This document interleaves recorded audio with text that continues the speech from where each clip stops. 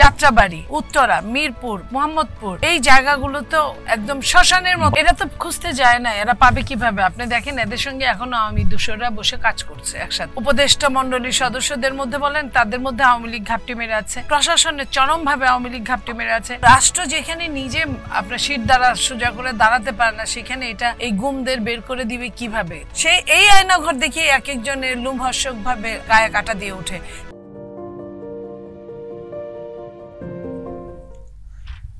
সুপ্রিয় দর্শক, আপনাদের সবাইকে স্বাগত জানাচ্ছি চ্যানেলের আয়োজিত নিয়মিত সংবাদ বিশ্লেষণ অনুষ্ঠান জেড ফোকাসে। আপনাদের সঙ্গে আছেন সাইদ খান।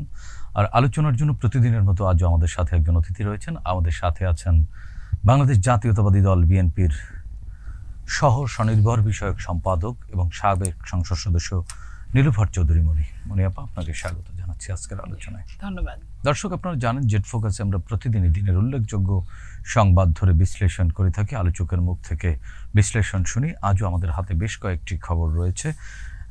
এর মধ্যে সবচেয়ে গুরুত্বপূর্ণ যে খবরটি সেটি হচ্ছে টক অফ দ্য কান্ট্রি। আজকে টক অফ দ্য কান্ট্রি না, ঠিক টক অফ দ্য ওয়ার্ল্ড হয়ে গেছে এক প্রকার। ফ্যাসিস্ট শেখ হাসিনা পালিয়ে যাবার পর বাংলাদেশে তার শাসনামলের 15 বছরের যে বিরোধী মত পথের মানুষগুলোকে দমন নিপীড়নের যে চিত্র, সেই সব চিত্র অনুসন্ধান করে জাতিসংঘের যে মানবাধিকার সেল রয়েছে তারা একটি প্রতিবেদন প্রকাশ করেছে এবং সেই প্রতিবেদনে তারা বেশ কয়েকটি সুপারিশ করেছে। এর মধ্যে উল্লেখযোগ্য হচ্ছে র্যাব এবং ডিজিএফআইকে বিলুপ্ত করার সুপারিশ করেছে এবং তারা কিন্তু রাজনৈতিক দলকে নিষিদ্ধ না করার জন্য সুপারিশ করেছে। এবং একই সঙ্গে এই প্রতিবেদনের মাধ্যমে এই যে দুঃশাসন বা নিপীড়ন, নির্যাতন এবং গুম খুনের অপরাধে বিগত ফ্যাসিস্ট আওয়ামী লীগ সরকারের যারা দায়িত্বশীল মন্ত্রী, এমপি বা গুরুত্বপূর্ণ পদে রয়েছেন তাদের বিচার নিশ্চিতের তাগাদাও কিন্তু প্রকটভাবে দেয়া হয়েছে। এছাড়া আরও একটি খবর উঠে এসেছে এ সংক্রান্তই। আজকে আসলে সারা দেশব্যাপী বা সারা দিনব্যাপী শেখ হাসিনা এবং আয়নাঘর রিলেটেড খবরগুলোই কিন্তু বেশি আলোচিত। আরেকটি খবরে আমরা দেখলাম শেখ হাসিনা নির্দেশ দিয়েছিলেন বিক্ষোভের নেতাদের হত্যা করুন, লাশ গুম করুন। অত্যন্ত ভয়ঙ্কর এই বিক্ষোভ বলতে জুলাই এবং আগস্ট যে গণ অভ্যুত্থান, সেই অভ্যুত্থানের নেতাদেরকে গুম করে হত্যা করবার জন্য এবং লাশ গুম করবার নির্দেশ দিয়েছিলেন। এবং আরেকটি খবর সেটি হচ্ছে জুলাই আন্দোলনে হত্যার শিকার অন্তত 1400 জন। এটি জাতিসংঘের তদন্ত রিপোর্ট। নীলুফার চৌধুরী মনি, জাতিসংঘের এই যে তদন্ত রিপোর্ট, এই রিপোর্ট নিয়ে আপনি একটি রাজনৈতিক দলের জাতীয় নেতৃত্ব, সাবেক একজন সংসদ সদস্য এবং আপনি বাংলাদেশের রাজনীতিতে বহু বছরভাবে জড়িত, সেই স্টুডেন্ট লাইফ থেকে শুরু করে আজ পর্যন্ত এই বাংলাদেশের রাজনীতি করছেন। সেক্ষেত্রে জাতিসংঘের এই রিপোর্ট বাংলাদেশের যে বিগত রাজনীতি বা আগামীর রাজনীতির জন্য কতটা গুরুত্বপূর্ণ এবং এই রিপোর্টকে আপনি কিভাবে ব্যাখ্যা বিশ্লেষণ করবেন? ধন্যবাদ আপনাকে। যারা শুনছেন আমার শুভেচ্ছা অভিনন্দন। দেখেন, জাতিসংঘ যে রিপোর্ট করেছে আমরা তার সাথে একমত এবং এই রিপোর্টের চেয়েও ভয়াবহ ছিল বাংলাদেশের অবস্থা। এখন জাতিসংঘ তো আর বাংলাদেশের সব মানুষের ঘরে ঘরে যেতে পারে না, তার ওইভাবে কোনো ইটাও ছিল না। একটা অ্যাপ্রক্সিমেট তারা যেটা দিয়েছে, ঘটনা যে কতটুকু সত্যি এটা প্রমাণ পাওয়া যায়। যেটা বলেছে 1400 জন হত্যা হয়েছে জাতিসংঘ, কিন্তু আমরা কিন্তু মাঠে সরজমিনে যেমন অনেকেই নিখোঁজ আছে, যারা নিখোঁজ আছে তারা আসলে এখন বেঁচে আছে না মারা গেছে আমরা জানি না, তালিকাবদ্ধ হয় নাই। তো এই জায়গাগুলো এবং যারা আপনার অনেক পথচারী নিহত হয়েছে, তাদের পরিবার হয়তো আশা নিয়ে বসে আছে, জানেও না যে নিহত হয়েছে, ভেবেছে রাগ করে বাড়ি ছেড়ে। যেমন লাশ গুমের, হত্যার পরে লাশ গুমের একটি বিষয় উঠে এসেছে। শেখ হাসিনা বলেছে কি পরিমাণ গুম হয়েছে সেই সংখ্যা তো দেয়া যায় না।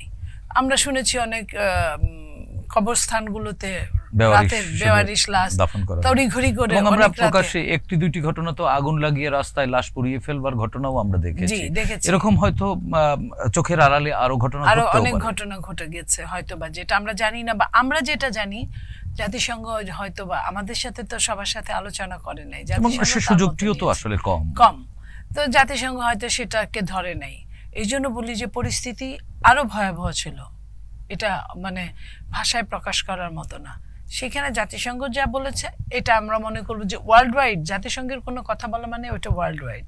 ওয়ার্ল্ড ওয়াইড এর জন্য এটা ঠিক আছে যে তার প্রত্যেকটা কথার মধ্যেই সততা আছে। তো জাতিসংঘ এরকম রিপোর্ট প্রকাশের মধ্য দিয়েই কি এই প্রক্রিয়া বা হাসিনার ফ্যাসিবাদের দুঃশাসনের মানে কবর রচনা হবে, না এই যে রিপোর্টে যে ভয়াবহতা, যে লোমহর্ষক যে ঘটনাগুলো উঠে এসেছে এবং তার যে দুঃশাসনের ফিরিস্তি উঠে এসেছে, এর দায় তো কাউকে না কাউকে নিতে হবে এবং সেই বিচারটিও তো নিশ্চিত হতে হবে। সেই বিচারিক প্রক্রিয়াটা কেমন হতে পারে আসলে? এর দায় আপনার তৎকালীন যে প্রশাসন, আইন শৃঙ্খলা রক্ষাকারী বাহিনী এবং যে ডিজিএফআই এর কথা বলেছে বা র্যাবের কথা বলেছে, এরা প্রত্যেকে আমরা দেখেছি হেলিকপ্টারে, র্যাবের গাড়ি হেলিকপ্টারে ওখান থেকে গুলি করেছে, অনেক লোক মারা গিয়েছে যারা কিনা আন্দোলনের সাথেও জড়িত না। শিশুরা মারা গিয়েছে, বারান্দায় শিশু খেলছে সেখানে মারা গিয়েছে, বারান্দায় কেউ বসে চা খাচ্ছিল সেখানে মারা গিয়েছে, আপনার ঘরের জানালার গ্রিল গলে এসে গুলি আপনার বিছানায় লেগেছে, হ্যাঁ সেখানে মারা গিয়েছে, ছাদের উপর মারা গিয়েছে। এই যে এই জিনিসগুলো, এগুলো অনেক ভয়াবহ এবং এগুলোর বিচার আমরা মনে করি যে বিচার হওয়া খুব তাড়াতাড়ি দরকার ছিল। কিছু কিছু বিচার কেমন হতে পারে আপনার চিন্তায়? আপনাকে যদি বলা হতো যে এই ঘটনার বা এই অপরাধের বিচার প্রক্রিয়া, এক ধরনের প্রক্রিয়া আপনি বাতলে দেন, সেক্ষেত্রে আপনি কোন প্রক্রিয়ায় আগাতেন? বা প্রশাসনের মধ্যে তো এখন আমাকে যদি বলা হতো, আমি প্রথমে এটা আগে সংস্কারের কথা যেটা বলেছে বা রাস্তায় মাঠে কাজ করছে, এই সংস্কারগুলো দরকার, কিন্তু এটার চেয়ে বেশি দরকার ছিল, এই সংস্কারের চেয়ে বেশি দরকার ছিল আওয়ামী লীগের ওই সান্ডা পান্ডাগুলোকে, হাই প্রোফাইলের যে মন্ত্রী মিনিস্টার যাদেরকে পালিয়ে যাওয়ার সুযোগ করে দেওয়া হলো, তাদেরকে আগে আটকানোর জন্য আমি একটা কমিটি করতাম। সেই কমিটি দিয়ে এবং এই বিচারের আওতায় আনার জন্য একটা ন্যাশনাল কমিটি হতো। সেই কমিটি তো হয়েছে, এই কমিটি তো ওইভাবে যেভাবে কাজ করছে এইভাবে আপনার মানুষ ঘুমিয়ে যাচ্ছে রবীন্দ্রসঙ্গীতের মতো। কিন্তু আপা এখানে কিন্তু আরেকটি কথা আছে, আমাদের আজ পর্যন্ত আপনার 6 মাস 8 মাস চলে গেছে, আপনি খেয়াল করেন 7 মাস সেক্ষেত্রে কিছু মানুষ তো এভাবেও বলা শুরু করেছেন যে রাজনৈতিক দল হিসেবে আপনাদের বিরোধিতা করাই পলিটিক্যাল হিসেবেই আপনারা বিরোধিতা করছেন। আমরা বিরোধিতা করি, আমরা আমাদের জায়গায় করলাম, কিন্তু আপনার 6 মাস 7 মাস চলে গেছে, আপনি একটা বিচারকে মুখোমুখি করেন, একটা বিচারের রায় হয়েছে কিনা, একটা বিচার ওইভাবে ট্রাইব্যুনালে যে বিচারগুলো গিয়েছে ওগুলো কোন অবস্থায় আছে, যে এটা অক্টোবরে রায় হবে, আপনি মনে করেন 1 বছর পরে, 1 বছর 1.5 বছর পরে যদি রায় হয় অক্টোবরে যেটা বলা হচ্ছে, তাহলে আমাদের রাজনীতিবিদদের এখানে কি দোষ থাকতে পারে? আমরা তো আমাদের মতো মনে করিয়ে দিচ্ছি, আমরা কিন্তু সবসময় অ্যালার্ট করে দিচ্ছি। তো অ্যালার্টে আপনারা যদি মনে করেন যে আমরা বলার জন্য বলবো, আমরা বিরোধিতা করার জন্য বিরোধিতা করব, তাহলে তার এই দেশে বিচার হবে না। আপনি আমাদের কথাটাকে খুব গুরুত্বের সাথে ধরতে হবে, আমরা যে কথাটা বলি, তাহলে আপনার মনে করেন ধরে আপনাকে এগোতে হবে। আপনি যতটা নিজে এগোতে পারবেন ফাইন, আর যেটুকু পারবেন না আমাদের সহযোগিতা নিতে হবে, প্রত্যেকটা এলাকা বেশ সহযোগিতা নিতে হবে। আপনার মনে আছে যে গুরুত্বের সাথে ধরতে হবে আমরা যে কথাটা বলি, তাহলে আপনার মনে করেন ধরে আপনাকে এগোতে হবে। আপনি যতটা নিজে এগোতে পারবেন ফাইন, আর যেটুকু পারবেন না আমাদের সহযোগিতা নিতে হবে, প্রত্যেকটা এলাকা বেশ সহযোগিতা নিতে হবে। আপনার মনে আছে যে যাত্রাবাড়ি, উত্তরা, মিরপুর, মোহাম্মদপুর, এই জায়গাগুলো তো একদম শ্মশানের মতো অবস্থা করেছিল, বাড্ডা, রামপুরা। তো তারপরে আপনার এই জায়গাগুলার ওখান থেকে আপনি আমাদের কথা বাদই দিলেন, ওখানে যান, সরজমিনে প্রত্যক্ষ করেন, ওখানে আপনার উইটনেস সাক্ষীগুলো নিয়ে আপনি একটা বিচার করে ফেলেন, এবং যে বিচারটা করবেন, যে হত্যার বিচার করবেন, প্রত্যেকটা হত্যার বিচারে জাতিসংঘের ওই ফর্মুলায় প্রধানমন্ত্রী তৎকালীন না, জাতিসংঘ কিন্তু এটিও বলেছে যে আন্তর্জাতিক মানদণ্ড বজায় রাখতে হবে। কিন্তু আন্তর্জাতিক মানদণ্ড তো অবশ্যই থাকবে, আন্তর্জাতিক, আমি জাতিসংঘের ফর্মুলার কথাই বলছি। আপনার সমস্ত আন্তর্জাতিক ফর্মুলা, জেনেভা ফর্মুলা থেকে শুরু করে প্রত্যেকটা কনভেনশনে প্রত্যেকটা ফলো করেই আপনার করবেন। আপনি তো অন্যায় কিছু করবেন না, অবশ্যই বাংলাদেশের আইনের মধ্যে ফেলবেন এবং ইন্টারন্যাশনাল আইনের মধ্যে ফেলবেন। যেটা আপনি বাংলাদেশের আইনের মধ্যে ফেলবেন সেটাই কিন্তু ইন্টারন্যাশনাল আইনের মধ্যে চলে যাবে, কারণ আপনার বাংলাদেশের আইন আর ইন্টারন্যাশনাল আইন কিন্তু সাংঘর্ষিক না। বলতে পারেন যে তার কিছু সংযোজন হতে পারে, আরো কিছু সংযোজন অল্প কিছু থাকতে পারে, কিন্তু সাংঘর্ষিক না। কিন্তু আমরা তো ওই জায়গাটাতেই পৌঁছতে পারছি না। আপনি কে বা কারা, কে বা কারা এই হাই প্রোফাইলের মানুষগুলোকে, ধরেন তৎকালীন প্রধানমন্ত্রী পালিয়ে গেছে, ওটার জন্য একটা দিক, ওটারও জবাবদিহিতা করতে হবে। কিন্তু এরপরে যে আমরা শুনলাম টেলিভিশনগুলোর মাধ্যমে যে এই এয়ারপোর্টে ধরা পড়েছে, এইখানে ধরা পড়েছে, অমুকের বাসায় ধরা পড়েছে, তারপরে আমরা দেখলাম যে বিদেশে বসে আছে। এই যে বিদেশে বসে আছে, বিদেশে আড্ডা মারছে, বিদেশে শপিং করছে, তো এই মানুষগুলো কিভাবে গেল, এটাও কিন্তু জবাবদিহিতার মধ্যে আসবে, অবশ্যই আসবে। এবং যে বা যাদের আন্ডারে থেকে তারা পালিয়ে গেছে, তারা কিন্তু এই এখানে জাতিসংঘ বাইরে না, জাতিসংঘ এটিকে এক প্রকার গণহত্যা, এই গণহত্যার বিচারে জাতিসংঘ যথেষ্ট সোচ্চার। সেক্ষেত্রে বিভিন্ন দেশে যে অপরাধীরা, চিহ্নিত অপরাধীরা পালিয়ে যেতে সক্ষম হয়েছে বা আশ্রয় প্রশ্রয়ে আছে, সেই সব দেশগুলো কি জাতিসংঘের এই রিপোর্টের পরে নড়েচড়ে বসবেন কিনা, বা আমাদের প্রতিবেশী রাষ্ট্র যারা সবচেয়ে বেশি সংখ্যক অপরাধীদেরকে এখনো পর্যন্ত আশ্রয় দিয়েছে, তাদের ভূমিকাটি কেমন হওয়া উচিত? আমি আপনাকে বলি, জাতিসংঘ একটা রিপোর্ট দেয়, আর কিছু না। জাতিসংঘ একটা সারা বিশ্বের সব দেশগুলোর সদস্যপদ নিয়ে একটা সমিতি বলতে পারেন আপনি। সে তার মতো করে একটা ফর্মুলার মধ্যে ফেললো, কিন্তু জাতিসংঘের তো নিজস্ব ওরকম সৈনিক নাই, ওরকম বাহিনী নাই যে তারা ওইখানে ধরে নিয়ে আসবে। তারা এটা বলছে ধরে নিয়ে আসার দায়িত্ব যে দেশে আশ্রয় নিয়েছে সেই দেশ, এবং যে দেশের লোক পালিয়েছে সেই দেশ। তো সেই দেশের সরকার পালাতে যারা সহযোগিতা করেছে তারা আনবে কিভাবে? পালাতে সহযোগিতা করে আপনার নিষিদ্ধ চাচ্ছে দলকে। এটা এক ধরনের কোনো বিচারের মুখোমুখি হওয়া ছাড়া এটা তো ঠিক না। বিচারের মুখোমুখি হতে হবে, প্রত্যেকটা পাই করে বিচারের জবাব দিতে হবে, তাদের শাস্তি, প্রত্যেকটা লোক শাস্তি পাবে। এটাই হলো একটা দেশের আইনের মধ্যে পড়ে, কানুনের মধ্যে পড়ে। এটা যদি না করতে পারে, তাদেরকে ছেড়ে দিয়ে আপনি খুঁজতে থাকলেন, আপনি জীবনেও খুঁজে পাবেন না যাকে আপনি খুঁজছেন। আপনি তো ছেড়েই দিয়েছেন তাকে চলে যাওয়ার জন্য, তো আপনার লোক দেখানো খুঁজতে হবে না, এখানে সত্যিকার অর্থে খুঁজতে হবে। এবং তারা তো ভালোই আছে, তাদের অনেক টাকা পয়সা, কারি টাকা পয়সা নিয়ে বিদেশ চলে গেছে, আগেই টাকা পাচার করেছে, এখন আরামে পায়ের উপরে পা তুলে বসে খাবে। এই তো। জি, আরেকটি বিষয়, আরেকটি সংবাদে আমরা দেখলাম 1400 জন নিহতের প্রতিবেদন প্রকাশ করেছে জাতিসংঘ। কিন্তু আমাদের অন্তর্বর্তীকালীন সরকারের দায়িত্ব নেবার পরে যে জুলাই ফাউন্ডেশন আরেকটি রিপোর্ট প্রকাশ করেছে, সেটি হচ্ছে 832 জনের। জাতিসংঘ 1400 জন কোথায় পেল, আর এরা বাদ বাকিগুলো পেল না কেন? এরা তো খুঁজতে যায় না, এরা পাবে কিভাবে? আপনি দেখেন এদের সঙ্গে এখনো আওয়ামী দূষররা বসে কাজ করছে একসাথে। আপনি কি উপদেষ্টা মন্ডলীর সদস্যদের মধ্যে বলেন, তাদের মধ্যে আওয়ামী লীগ ঘাপটি মেরে আছে, প্রশাসনের চরমভাবে আওয়ামী লীগ ঘাপটি মেরে আছে, আইন শৃঙ্খলা রক্ষাকারী বাহিনীর মধ্যে চরমভাবে আওয়ামী লীগ ঘাপটি মেরে আছে। তো এরা খুঁজে পাবে কিভাবে? এদের তো খোঁজার, এরা হালুয়া রুটি ভাগাভাগির মধ্যে এখন মত্ত হয়ে গেছে, এরা তো ওইভাবে খুঁজতেও যায় নাই। তো জাতিসংঘ যদি, জাতিসংঘের হিসেবে যদি 1400 হয় আর আপনার হিসেবে যদি 800 হয়, এটা খুব লজ্জার ব্যাপার।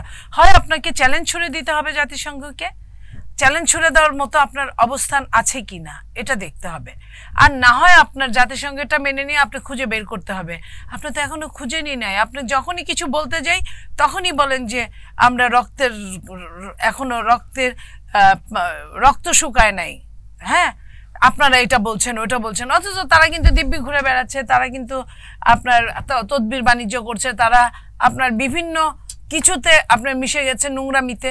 এবং তারা যখন বিয়ে করে তখন সমস্যা হয় না, তখন কিন্তু কোনো কিছুই হয় না। হ্যাঁ, এটা ঠিক যে বিয়ে তো আটকে থাকবে না, অবশ্যই হবে, কিন্তু প্রত্যেকটা জিনিসের একটা সময় আছে। তাহলে আমি যখন একটা কথা বলবো, আমি একটা কাজ করতে যাব, তখন তারা আবার এটা নিয়ে খোঁচা দিতে পারে না। তো এই জায়গাগুলো থেকে বুঝতে হবে যে তারা কতটা এটার ভেতরটা থেকে জিনিসটা নিতে চায়, ইনভলভ হতে চায়। তারা তো ইনভলভ না হয়ে মুখে মুখে কথা বলে। কতজন মারা গেছে, কারণ তারা তো কেউই জানে না এই আন্দোলনটা কোথা থেকে হয়েছে।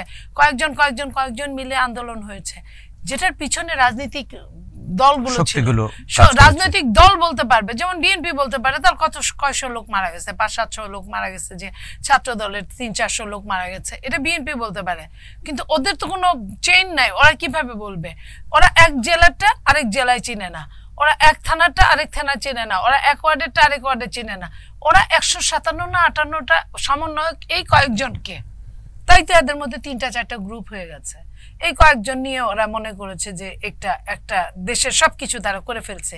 এটা তো একদম মূর্খের মতো কথা। এটা ওরা যত দিন যাবে তত বুঝবে যে সময়টা এবং কাজগুলো কত কঠিন ছিল। আরেকটি বিষয় সেটি হচ্ছে আমরা অন্তর্বর্তীকালীন সরকারের 6 মাস পেরিয়ে যাবার পরে গতকালকে জাতির সামনে উন্মুক্ত হলো আয়নাঘর, যেটি আসলে একসময় শেখ হাসিনা স্বীকারই করতেন না যে আয়নাঘর বলতে কোনো টর্চার সেল রয়েছে, যদিও অন্তর্বর্তীকালীন সরকার এটি সাধারণ মানুষের জনসমক্ষে নিয়ে এসে এক ধরনের সাধুবাদ তাদেরকে দিতেই হয়। তারপরেও আরেকটি প্রশ্ন কিন্তু থেকেই যায়, 6 মাস পরে আয়নাঘরের ছবি জাতির সামনে উন্মোচন করলেন, কিন্তু এখনো অনেক মা অপেক্ষা করছেন তার সন্তানের ফিরে আসার জন্য, বা আদৌ যারা ফেরেনি তাদের ব্যাপারে তো রাষ্ট্রের এক ধরনের সিদ্ধান্ত দিতে হবে, না হয় সেই অমীমাংসিত মৃত্যু না এখনো পর্যন্ত গুম, সেই অমীমাংসিত বিষয়গুলোর সুরাহা তো রাষ্ট্রের করে দিতেই হবে। এই বিষয়টি আসলে কি ওই অবস্থায় আছে? রাষ্ট্র তো নিজেই না, এখানে কিন্তু একটি বড় ধরনের, যেমন কুমিল্লার সাবেক সংসদ সদস্য সাইফুল ইসলাম হিরু, যিনি আজও পর্যন্ত কোনো হদিস পাওয়া যায়নি, এবং তার সন্তানেরা বা তার উত্তরাধিকার কেউই তার সম্পদ, তার ব্যাংকের হিসেব নিকেশ কোনো কিছুই কিন্তু মীমাংসা করতে পারেননি বা উত্তরাধিকার পাননি, সত্যগুলো পাননি। তো রাষ্ট্র যেখানে নিজে আপনার শীত দ্বারা সোজা করে দাঁড়াতে পারে না, সেখানে এটা এই গুমদের বের করে দিবে কিভাবে? এক ধরনের মীমাংসা তো দিতে হবে। আমি শেষ করি। আপনার গুম ঘর যখন দেখালো গতকালকে, তখনই আপনার গুম ঘরকে সংস্কার করে দেখাতে হয়েছে, রুম ভেঙে দুইটাকে একটা বানিয়ে দেখাতে হয়েছে, সুন্দর করে চাকচিক্য করে দেখাতে হয়েছে। তো এর মধ্যে ষড়যন্ত্রকারীরা কতটা নিবিড়ভাবে পরিচালনা করছে আপনি দেখেন। নইলে গুমঘর যেটা মানুষ তো তারা কতটা কষ্টে ছিল এটা দেখানোর জন্যই তো গুমঘরকে ওপেন করবে। সে ওপেন করতে 6 মাস লাগলো, সেই 6 মাসের মধ্যেও আপনার এটাকে পরিবর্ধন রূপান্তর করে দেখাতে হলো কেন? এই কেনটার জবাব দিবে কে? আমরা কার কাছে জবাব চাবো? এটা কিন্তু আপনার কি মনে হয় কেন আসলে তারা দেখায়নি? এটা দেখায় নাই, সারা পৃথিবীকে তারা এটা দেখাতে চাচ্ছে না। তার মানে ওই ফ্যাসিস্ট সরকারের প্রেতাত্মারা এখনো জেকে বসে আছে। তারা নইলে এই জায়গাগুলোকে আপনার সংস্কার করে দেখাতে হবে কেন? আমরা তো সংস্কার করে দেখাতে চাইনি, আমরা চেয়েছি আমাদের সন্তানরা কিভাবে ওখানে ছিল, কেমন ভাবে ছিল, এবং ওখানে মানুষ থাকতো নাকি ওইখানে মানে মৃত্যু এবং জীবনের কতটা মাঝখানে ওই জায়গাগুলো নির্মমতা দিয়েছিল। সেই নির্মমতাই যদি আপনি মুছে দিলেন, উল্টা আরো মুছে দিলেন, তাহলে আমার আয়নাঘর দেখে কি লাভ? এই আয়নাঘর দেখে এক একজনের লোমহর্ষক ভাবে গায়ে কাটা দিয়ে ওঠে। তাহলে ওই যে 6 মাসে আপনি যে পরিপাটি করলেন, তো 6 মাস আগেরটা কেমন ছিল এটাও কিন্তু বের হবে, কারণ কেউ না কেউ তো অবশ্যই ছবি তুলে রেখেছে। তাদের হিসাব কি প্রকাশ করা উচিত কিনা সরকার? হ্যাঁ, যারা আজও ফেরেনি তাদের হিসাব তো অবশ্যই, এটা তো সরকারের কাছে। যেমন ইলিয়াস আলী বেঁচে আছে কি মরে গেছে, রাষ্ট্র তো কোনো সিদ্ধান্ত এখনো দিতে পারেনি। সাইফুল ইসলাম হিরু বেঁচে আছে কি মরে গেছে, রাষ্ট্র তো কোনো সিদ্ধান্ত দিতে পারেনি। আমাদের তো জুলাই গণ অভ্যুত্থান, যেটি জুলাই আগস্ট গণ অভ্যুত্থান, এই সকল অমীমাংসিত প্রশ্নের জবাব পাবো বলেই তো এই অভ্যুত্থান। এই রাষ্ট্র নাগরিককে তার সবটুকু হিসেব বুঝিয়ে দেওয়ার জন্যই তো এই গণ অভ্যুত্থান। তাহলে 6 মাস পরে এই গুমঘর বা এই আয়নাঘর উন্মোচন করে আমরা আসলে কি সান্ত্বনা পাবো? এখানে আমাদের কতটুকু সান্ত্বনা খুঁজে পাওয়া যেতে পারে? রাষ্ট্র কি সান্ত্বনা দিল আমাদেরকে?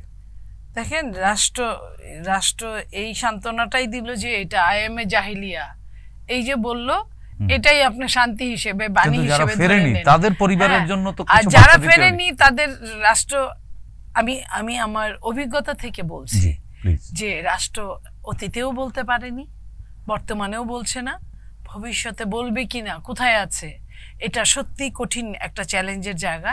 তারপরেও রাষ্ট্রের যেহেতু সদিচ্ছা নাই, রাষ্ট্র তো জীবিত মানুষদেরকেই নিরাপত্তা দিতে পারছে না, রাষ্ট্র মরা মানুষদেরই ঠিকানা বলতে পারছে না, তো রাষ্ট্র গুম হওয়া মানুষরা কোথায় আছে এটা রাষ্ট্র এখনো জানলেও যেটা বলে না, সেটার সময়টা হয়তো এখন নাই, কিন্তু রাষ্ট্র ওইটা বলবে কিনা, বলতে পারবে কিনা আমি জানি না। তারপরে নতুন প্রেক্ষাপটে আমাদের তো এক ধরনের স্বপ্ন দেখতেই হয়, সম্ভাবনা আমাদের সামনে, যেটা দেখছে ইলিয়াস আলীর ওয়াইফ দেখছে, ইলিয়াস আলীর সন্তানরা দেখছে, চৌধুরী আলমের সন্তানরা, স্ত্রীরা দেখছে, আপনার হিরোর সন্তানরা দেখছে, এই স্বপ্ন নিয়ে হয়তো বেঁচে আছে কোনো একদিন তাদের বাবা ফিরে আসবে। সেই স্বপ্নের সময়টা কেমন হওয়া উচিত এবং সরকারের আসলে কোন ধরনের কর্মসূচিতে এই মুহূর্তে জড়ানো উচিত বা সময় দেওয়া উচিত বেশি? সরকারের প্রথমেই যেটা উচিত সেটা হলো যে আপনার যারা 15.5 বছর আমাদের বুকের উপর চড়ে নৃত্য করলো, যারা মৃত্যুকে নিশ্চিত জানার পরও লাশের উপর নৃত্য করলো, তাদেরকে তাদেরকে বিচারের আওতায় আনা ইমিডিয়েটলি। ওই যে আপনার ডেভিল হান্ট বলে ওই দিয়ে আপনার নাতিপুতিদের, খারাপ লোকদের নাতিপুতি ধরে নিয়ে আসবেন, এটা না, খারাপ লোকদের আমরা ধরতে চাই, তাদের বিচারের আওতায় আনতে চাই। কিন্তু আমরা চিহ্নিত অধিকাংশ ডেভিলই তো পালিয়ে গেছে, যেটা পালিয়ে গেছে তাদেরকে ফেরত আনতে হবে, তাদের অনুপস্থিতিতেও তাদের বিচার চলবে। এই ফেরার হিসেবেও তাদের বিচার 15.5 বছরে শেখ হাসিনা তো একা এই গোটা অপকর্মগুলো করেনি, প্রশাসনকে তিনি টুলস হিসেবে ব্যবহার করেছেন। সেই প্রশাসনের টুলসদেরকে মানে ডেভিলদেরকে আমরা চিহ্নিত করতে পেরেছি গত 6 মাসে? শোনেন, বাংলাদেশ যে সিস্টেম, আপনি একটা ভালো প্রশ্ন করেছেন, এটা ব্রিটিশদের লাল ফিতার দৌরাত্ম, এই আমলাতন্ত্র, এটা একবার ঢুকে গেলে এমনিতেই তাদের সঙ্গে পেরে ওঠা ভীষণ কঠিন কাজ। তার উপর যখন একটা ফ্যাসিস্ট 15.5 বছরে প্রায় 13.5 লক্ষ আপনার সরকারি কর্মচারীদের মধ্যে 10.5 লক্ষই আপনার অ্যাপ্রক্সিমেটলি আওয়ামী সরকার তখন তারা নিয়োগ দিয়েছে। তো তাদের এই মানুষগুলোকে আপনি না ফেলে দিতে পারছেন? এতগুলো লোক ফেলে দিয়ে আপনি অভিজ্ঞ লোক আনবেন কোথা থেকে? 2, না আপনি ফেলে দিতে পারছেন, না আপনি নিয়ে আপনি তাদেরকে আপনার বাদ দিয়ে অন্য কর্মচারী নিয়ে আসতে পারছেন, না তাদের আপনি শাস্তির আওতায় আনতে পারছেন। কিন্তু ফ্যাসিবাদের পতনের পরে বিশ্ব ইতিহাস যদি আমরা ঘাঁটি, ফ্যাসিবাদী সিস্টেম কিন্তু প্রথমেই ধ্বংস করে দিয়েছে পৃথিবীর সকল রাষ্ট্রগুলো। ফ্যাসিবাদের পতনের পর আমরা পারলাম না কেন? আমরা কেন পারিনি? কারণ আমরা যে হালুয়া রুটির ভাগ নিয়ে চিন্তা করি, আমরা কি করব, কি পাবো, কি দেখব, সেটা চিন্তা করি। কারণ এখন পর্যন্ত আমরা তো ওই জায়গাতেই পৌঁছতে পারিনি যে আমাদের এই সরকারটা বিপ্লব সরকার না অভ্যুত্থান সরকার। আমরা ওই জায়গাতেই পৌঁছতে পারিনি যে আমাদের জুলাই এটা অভ্যুত্থান না বিপ্লব। এখনো যে বাচ্চারা যারা জুলাইয়ের সামনের কাতারে ছিল তারা বলে যে এটা বিপ্লব, অন্যরা সারা বাংলাদেশ বলে এটা অভ্যুত্থান। এই যে এই সমালোচনার জায়গায় বিপ্লব যদি হয় তারা তো তাহলে ক্ষমতাধারী হতে পারে না, বিপ্লবের ইতিহাসে এটা বলে না, কিন্তু তারা দিব্যি হালুয়া রুটির ভাগ নিচ্ছে। তো সেই জায়গায় আপনার বিপ্লব না অভ্যুত্থান, এই জায়গাতেই যদি না পুষতে পারে, পরের কাজগুলো কিভাবে করবে? এই জন্যই লেন্দি হচ্ছে, কাজগুলো করতে পারছে না বা করতে চাচ্ছে না তারা, কারণ কাজগুলো কঠিন। কাজগুলোর জন্য আপনার সংসদ দরকার, কিন্তু সেখানে জনভিত্তি দরকার। কিন্তু জনভিত্তি তো এই সরকারের, জনসমর্থন তো এই সরকারের আছে। এই সমর্থন আপনার হাইপোথেটিক সমর্থন দিয়ে চলবে না। এখানে বাই আমার ভোট আমি দিব, যাকে খুশি তাকে দিব, সমর্থন তার মানে ঘুরে ফিরে নির্বাচনটাই সবার আগে দিতে হবে, সবার আগে।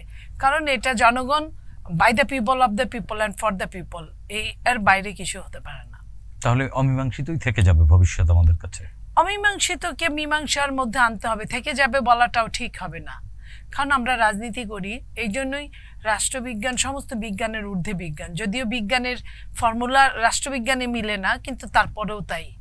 আমরা এটাকে না করতে পারি না, আমরা এটাকে কিভাবে পজিটিভলি আনা যায় সেই চেষ্টাটা আমাদেরকে করতে হবে। জি, ধন্যবাদ নীলুফার চৌধুরী মনি। প্রিয় দর্শক, আমরাও বিশ্বাস করি যত শঙ্কা থাকুক, যত সন্দেহ থাকুক, যত সংশয় থাকুক, সবকিছু কাটিয়ে উঠিয়ে যে জুলাই আগস্টে যে জাতীয় ঐক্য গড়ে উঠেছে, সেই ঐক্যের ধারাবাহিকতা বজায় রেখে সবাই সবার জায়গা থেকে এই প্রিয় মাতৃভূমি বাংলাদেশের জন্য সবটুকু ভালো কাজ, ভালো মানসিকতা নিয়ে আমরা এগিয়ে যাব, সেই প্রত্যাশা ব্যক্ত করে আজকের মতো এখানেই শেষ করছি। ভালো থাকবেন, সুস্থ থাকবেন, চ্যানেলটির সঙ্গেই থাকুন। খোদা হাফেজ।